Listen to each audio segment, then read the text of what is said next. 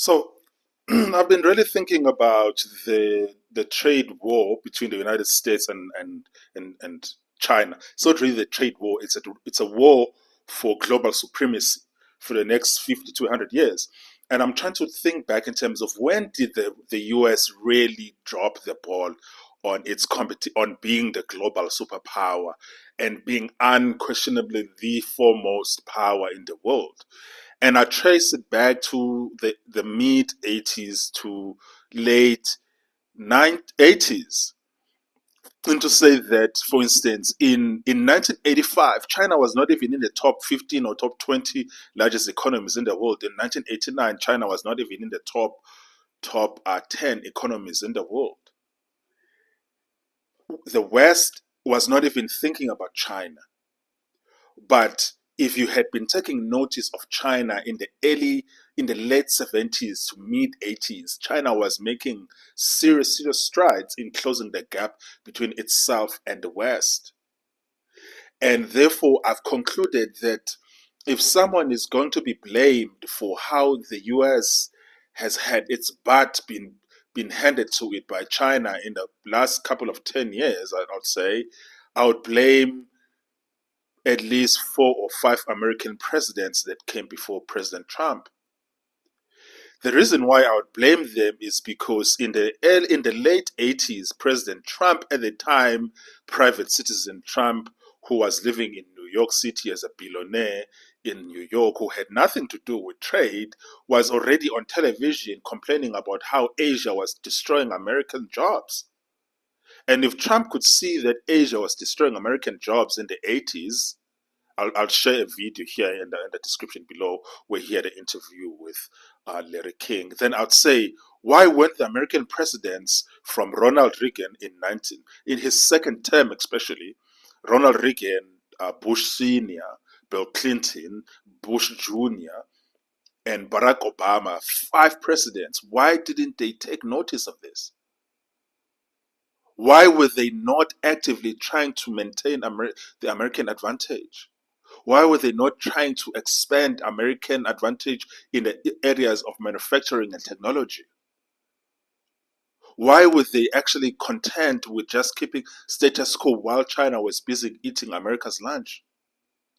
These 5 presidents share collective responsibilities for the demise of American power in the past 40 years.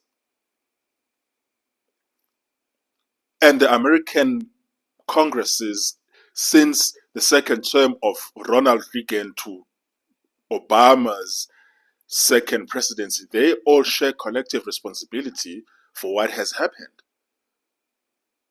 Every single one of them. What were they doing? It's not as if it was impossible to see. It was not impossible to see because President Trump in 1980s was talking about it on television. Trump has been talking about this for 40 years. But no one would listen. They didn't take him seriously. They didn't take China seriously. When Bill Clinton argued for the inclusion of China into the World Trade Organization in 1999, I think, by then the damage was already done. The damage was already done, and I think obviously the damage could have been minimized and could have been reduced had they taken the China threat seriously, but they were not taking it seriously.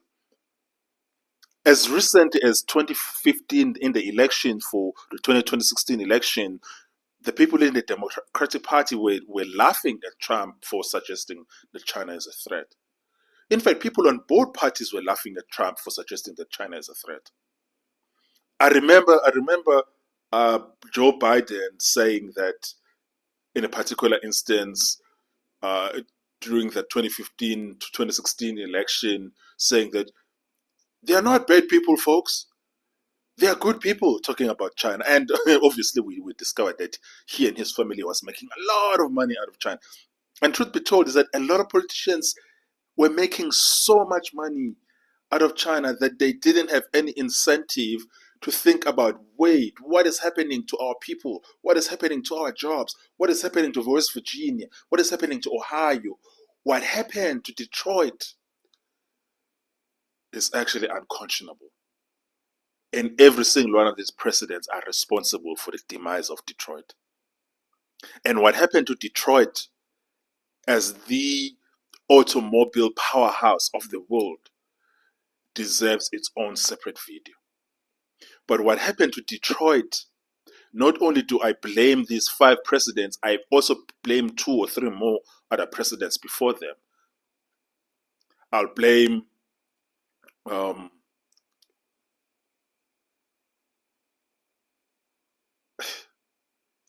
and the question for me is, what were they doing? I'll blame Jimmy Carter. I mean, obviously Jimmy Carter is heavily involved and to blame for all of this. I'll blame Jimmy Carter. I'll blame Gerald Ford. I'll even go back as blaming who? Nixon. Yeah, I'll say, I mean, we're going back as far as Nixon in this particular instance. Every single one of these presidents are responsible for this mess, especially for what happened to Detroit. Every American president since Nixon is responsible for what happened to Detroit, Michigan.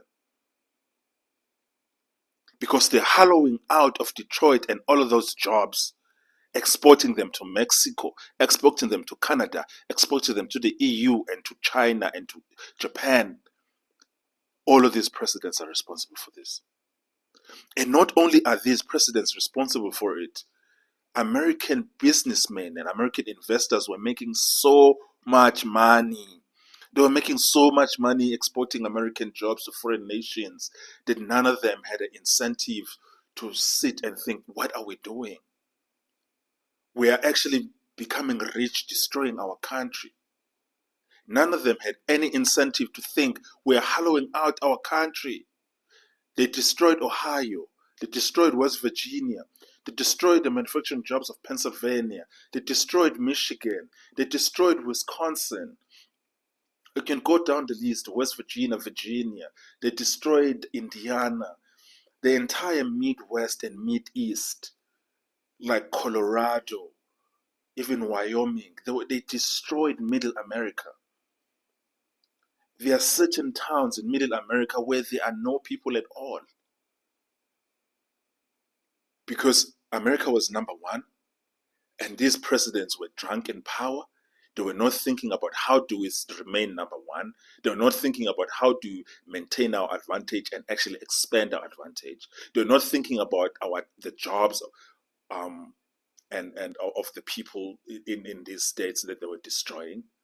But it wasn't just the United States and its leadership the past 5 to 7 presidents. And I particularly, because I mean, I suppose you could forgive Nixon and Ford and Jimmy Carter, not so much. But when it starts to Reagan, Bush Senior, Bill Clinton, Bush Jr., and Obama, every single one of those 5 presidents, they are to blame for where America is right now. 40 years of American decline. They are responsible for it. They presided over it. They were sleeping on the wheel. They were passive on the wheel. And as millions and millions of American jobs were being exported to Asia, it's not just that they were exported to China. They were being exported to China, India, Japan, South Korea, Singapore, Vietnam, Malaysia, Indonesia, Thailand.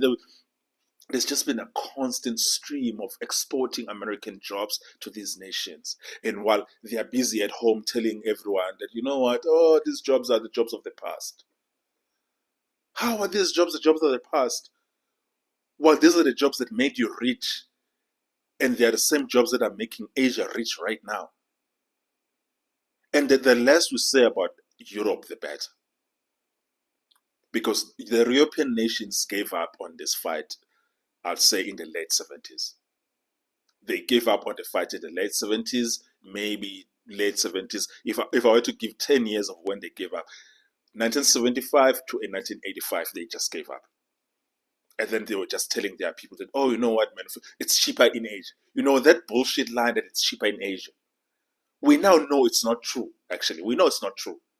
Because we know that they manipulate currency, they manipulate prices, they provide subsidies, inordinate amount of subsidies. We know that it's been bullshit that it's cheaper in Asia.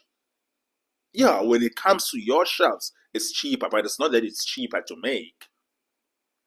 They are selling stuff to you at below the production cost because they are thinking 50 years, 100 years from now.